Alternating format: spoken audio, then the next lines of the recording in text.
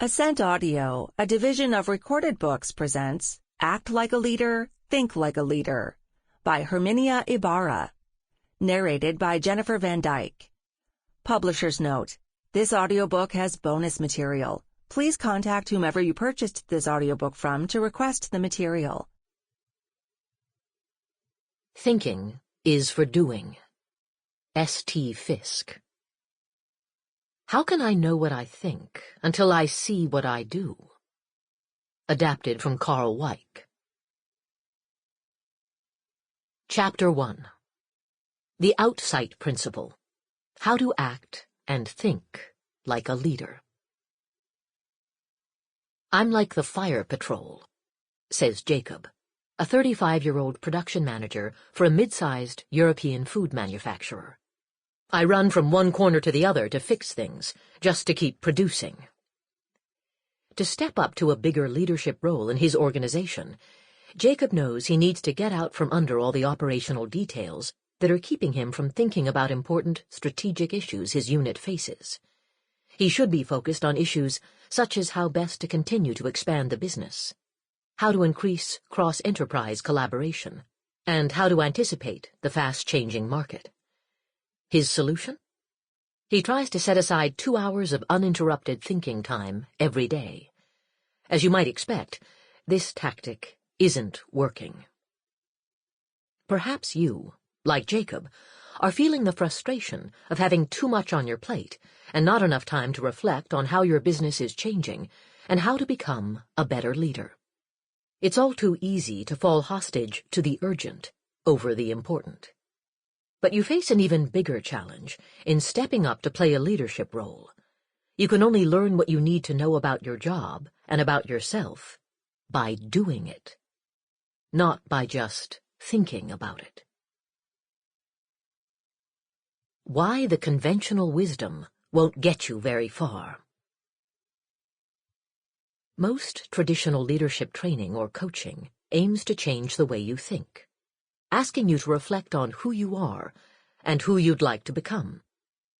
Indeed, introspection and self-reflection have become the holy grail of leadership development. Increase your self-awareness first. Know who you are. Define your leadership purpose and authentic self, and these insights will guide your leadership journey.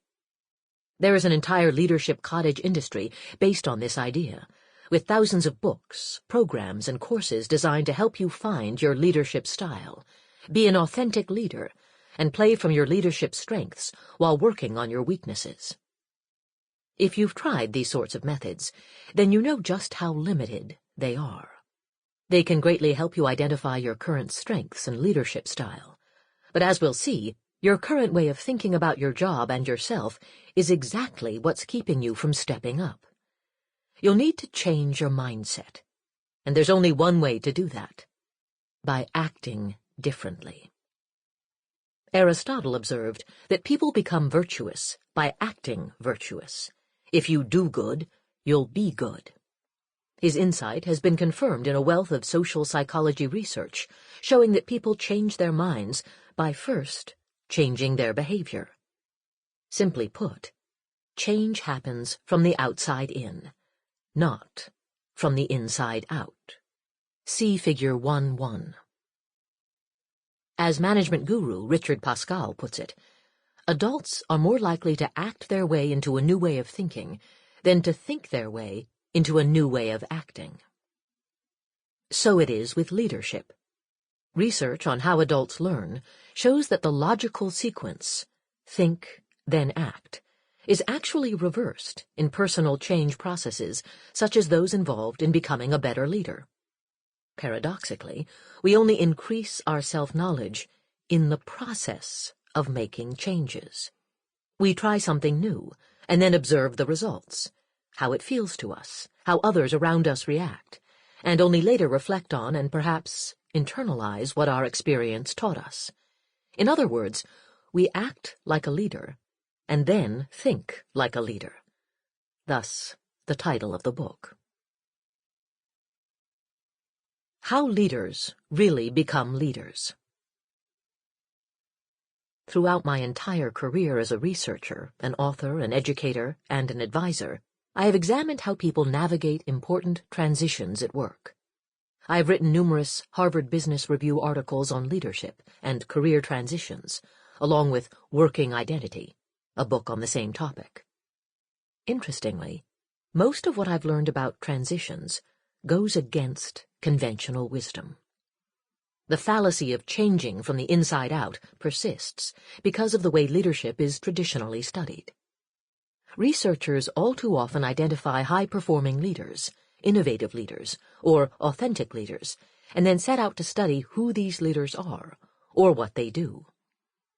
Inevitably, the researchers discover that effective leaders are highly self-aware, purpose-driven, and authentic.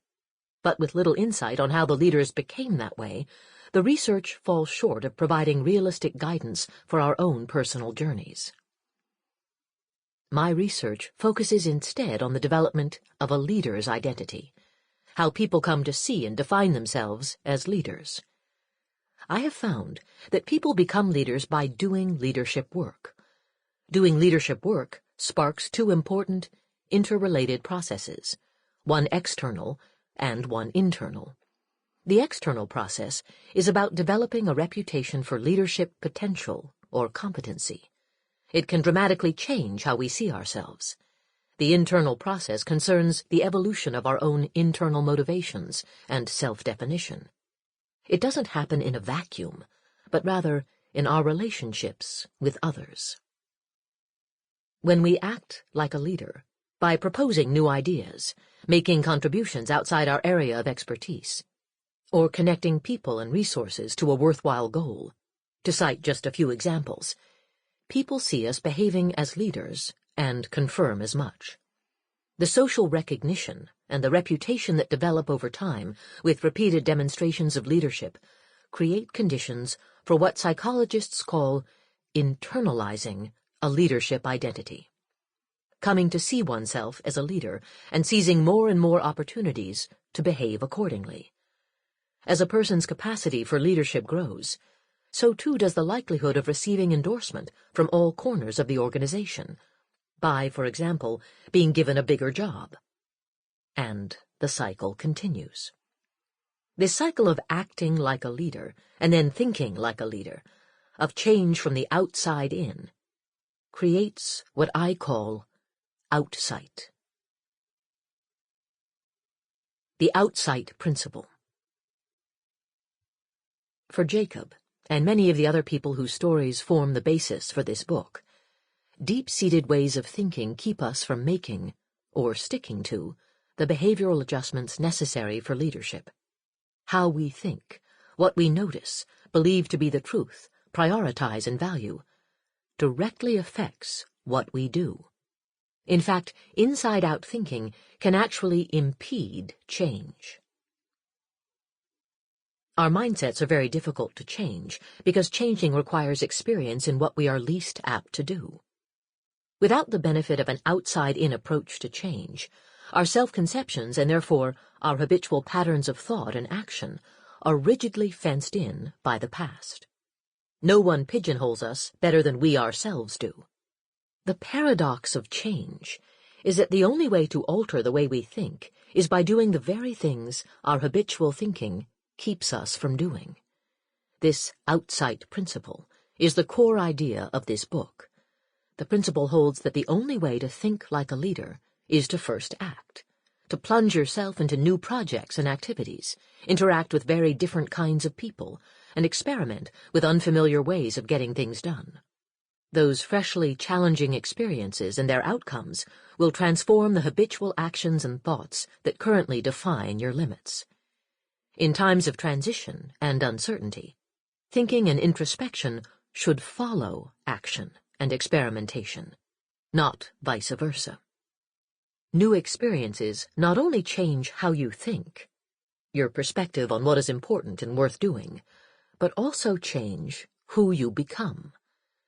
They help you let go of old sources of self-esteem, old goals and old habits, not just because the old ways no longer fit the situation at hand, but because you have discovered new purposes and more relevant and valuable things to do.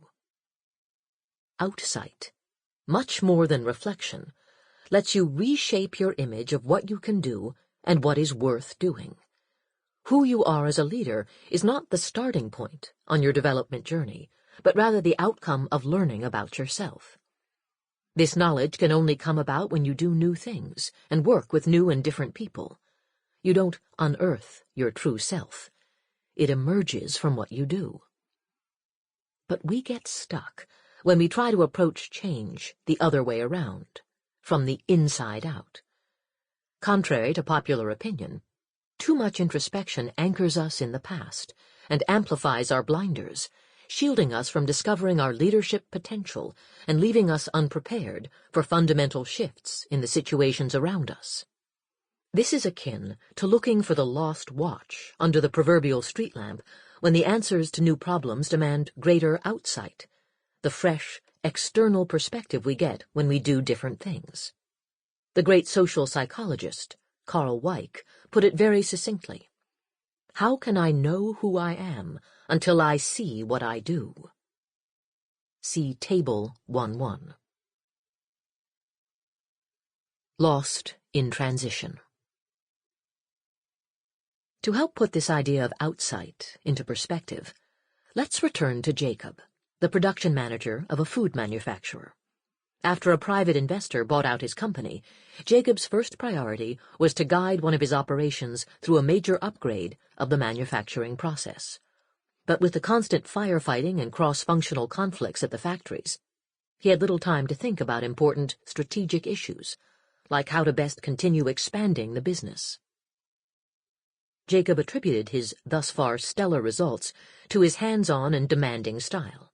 But after a devastating 360-degree feedback report, he became painfully aware that his direct reports were tired of his constant micromanagement and bad temper, and that his boss expected him to collaborate more and fight less with his peers in the other disciplines, and that he was often the last to know about the future initiatives his company was considering. Although Jacob's job title had not changed since the buyout, what was now expected of him had changed by quite a bit. Jacob had come into the role with an established track record of turning around factories one at a time. Now he was managing two, and the second plant was not only twice as large as any he had ever managed, but also in a different location from the first. And although he had enjoyed a strong intra-company network and staff groups with whom to toss around new ideas and keep abreast of new developments, he now found himself on his own. A distant boss and few peers in his geographic region meant he had no one with whom to exchange ideas about increasing cost efficiencies and modernizing the plants. Despite the scathing evaluation from his team, an escalating fight with his counterpart in sales, and being obviously out of the loop at leadership team meetings, Jacob just worked harder, doing more of the same. He was proud of his rigor and hands-on approach to factory management. Jacob's predicaments are typical. He was tired of putting out fires and having to approve and follow up on nearly every move his people made, and he knew that they wanted more space. He wanted instead to concentrate on the more strategic issues facing him, but it seemed that every time he sat down to think, he was interrupted by a new problem the team wanted him to solve. Jacob attributed their passivity to the top-down culture instilled by his predecessor, but failed to see that he himself was not stepping up to a do-it-yourself leadership transition. The do-it-yourself transition. Why outsight is more important than ever. A promotion or new job assignment used to mean that the time had come to adjust or even reinvent your leadership. Today, more than ever, major transitions do not come neatly labeled with a new job title or formal move. Subtle and not-so-subtle shifts in your business environments create new, but not always clearly articulated, expectations for what and how you deliver. This kind of ambiguity about the timing of the transition was the case for Jacob. Figure 1.2, prepared from a 2013 survey of my executive program alumni, shows how managerial jobs have changed between 2011 and 2013. The changes in managerial responsibilities are not trivial and require commensurate adjustment. Yet among the people who reported major changes in what was expected of them, only 47% had been promoted in the 2 years preceding the survey. The rest were nevertheless expected to step up to a significantly bigger leadership role while still sitting in the same jobs and holding the same titles, like Jacob. This need to step up to leadership, with little specific outside recognition or guidance, is what I call the do-it-yourself transition. No matter how long you've been doing your current job, and how far you might be from a next formal role or assignment, this do-it-yourself environment means that today, more than ever, what made you successful so far can easily keep you from succeeding in the future. The pace of change is ever faster, and agility is at a premium. Most people understand the importance of agility. In the same survey of executive program alumni, fully 79% agreed that what got you here won't get you there. Because people still find it hard to reinvent themselves. Because what they are being asked to do clashes with how they think about their jobs and how they think about themselves. The more your current situation tilts toward a do-it-yourself environment, the more outsight you need to make the transition. See the sidebar. Self-assessment. Is your work environment telling you it's time to change at the end of this chapter? If you don't create new opportunities within the confines of your day job, they may never come your way. How this book evolved. This book describes what outsight is and how to obtain it and use it to step up to a bigger leadership role, no matter what you're doing today. The ideas in this book are the same ones in The Leadership Transition, an executive education course that I developed and taught for over 10 years at INSEAD. Nearly 500 participants from over 30 countries have gone through the program. I have read their sponsors' evaluations, analyzed the participants' 360-degree feedback, listened to their challenges, and watched the evolution of their personal goals, from the time the leaders first arrive to when they return for a second round 3 months later. From the earliest days of teaching the leadership transition, my INSEAD colleagues and I have used the outside ideas to guide participants successfully through their transitions. Both this book and my course are based on my decades of research on work transitions. The notion of outsight that is central here originated in some of my earlier work on how professionals stepped up from project management to client advisory services, and on how people change careers. In both areas of study, I found that introspection didn't help people figure out how to do a completely different job, or move into a completely different career, or even figure out if they wanted to. This finding also held for people stepping up to leadership.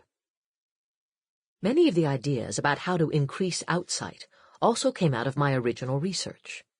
For example, my PhD thesis on why some people's ideas for innovative products and processes meet fertile ground, and why other ideas don't, led to some leadership networking concepts discussed here. As my leadership course evolved, I zoomed in on 2 cohorts for more in-depth interviews. A research assistant and I interviewed the 30 participants in 1 year's program, all the participants from different companies and industries. We also wrote case studies about a few participants. The case studies are the basis for some of the stories you will read in this book. Years later, we interviewed a second cohort, a group of 40 high-potential managers striving to move up to the next level in a large consumer goods company. We hoped to flesh out the pitfalls and successful strategies involved in stepping up. I also took advantage of many opportunities to validate or adapt my theories about what it takes to step up to bigger leadership roles. I shared my findings with dozens of companies and many alumni and HR and talent management groups. I spoke with headhunters about the alarmingly high failure rates of the executives they placed, and I met with leadership development specialists, trying to put in place better practices in their companies. I adapted my course accordingly, in light of all these inputs. In 2013, I conducted a survey of my alumni to learn more about how their jobs were changing, what leadership competencies the leaders thought were necessary, what was helping them to step up, and what they still found hard.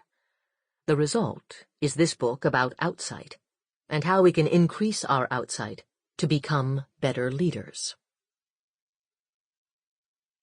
How outsight works. The Stepping Up guidelines detailed in this book are based on 3 critical sources of outsight. First is the kind of work you do. Second, new roles and activities put you in contact with new and different people who see the world differently than you do. Rethinking yourself comes last in this framework, because you can only do so productively when you are challenged by new situations and informed by new inputs. Developing outsight is not a one-shot deal, but an iterative process of testing old assumptions and experimenting with new possibilities. So the best place to begin is by making changes in how you do your job, what kinds of relationships you form, and how you do what you do.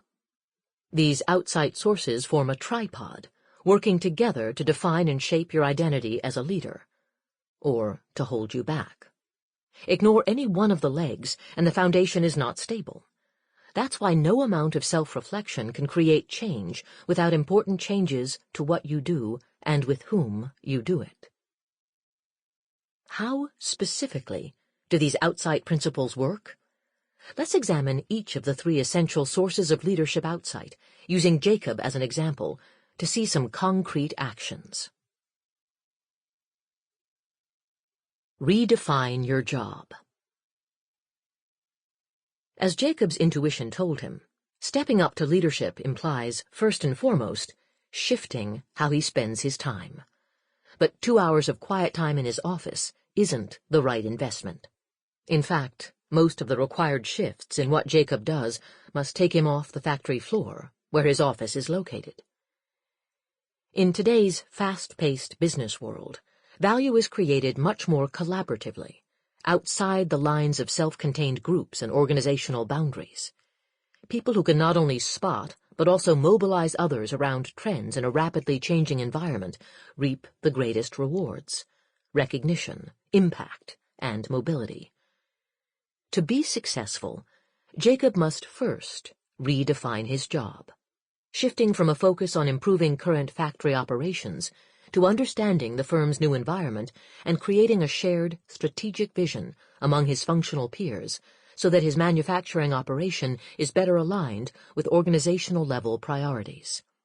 The work involved in understanding how his industry is shifting, how his organization creates value, how value creation may change in the future, and how he can influence the people who are critical to creating value, whether or not they are inside his group or firm, is very different from the many functional activities that currently occupy his time.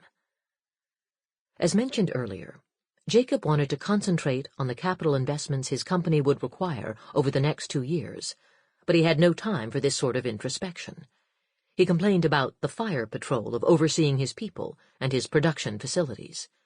But he knew that his boss expected him to craft a strategy based on a view of the overall business as opposed to the perspective of a super factory director and to actively work to bring on board the relevant stakeholders. Jacob's focus so far had been successful, and is typical of many managers at his stage of development. Early in our careers, we accomplish things within the confines of our specialty groups. We make the transition to managing the work of others, usually within our own functional or technical areas, typically in domains in which we are expert. But as we start to move into bigger leadership roles, the picture starts to change radically. When I asked the participants in my survey what competencies were most critical to their leadership effectiveness, they listed competencies that required a great deal of outside focus. See Figure 1.4. But not surprisingly, 57% of the same managers also responded somewhat or very true to the statement, "I let the routine and operational aspects of my work consume too much of my time." As psychologists remind us, knowing what we should be doing and actually doing it are 2 very different things. Shifting from driving results ourselves to providing strategic direction for others is no easy task, It requires collaborating across organizational units or functions, instead of mostly working within the confines of our own groups or functions. It means refocusing our attention from having good technical ideas to getting buy-in for those ideas from an extended and diverse set of stakeholders. Ultimately, we are moving away from implementing directives that are handed down from above to making decisions under conditions of uncertainty or ambiguity about how the business will evolve. All of these shifts depend on us to change our priorities and points of view about what matters most. Only then do we actually start changing the way we allocate our time. The only place to begin is by moving away from the comfort and urgency of the old daily routine. Chapter 2 further develops the idea of redefining your job as the first step to increasing your outsight. It argues that the place to start stepping up to leadership is changing the scope of your day job away from the technical and operational demands that currently consume you in favor of more strategic concerns. Prioritizing activities that make you more attuned to your environment outside your group and firm, grabbing opportunities to work on projects outside your main area of expertise, expanding your professional contributions from the outside in, and maintaining slack in a relentless daily schedule will give you the outsight you need to think more like a leader. Network across and out. It's hard to develop strategic foresight on the factory floor. As we saw, to step up to leadership, Jacob needed to see the big picture, to spend less time on the dance floor and more time up on the balcony, as Harvard professor Ronald Heifetz describes it. Jacob would thus also have to change the web of relationships within which he operates to spend more time outside. Ultimately, he needed to understand that the most valuable role he could play would be a bridge or linchpin between the production environment and the rest of the organization. Like many successful managers, he had grown accustomed to getting things done through a reliable and extensive set of mostly internal working relationships. These had paid off handsomely over the years. For Jacob, these operational networks were very useful for exchanging job-related information, solving problems within his functional role, and finding good people to staff teams. But they stopped short of preparing him for the future, because they did not reach outside the walls of his current mindset. When challenged to think beyond their functional specialty and to concern themselves with strategic issues to support the overall business, many managers do not immediately grasp that these are also relational and not just analytical tasks.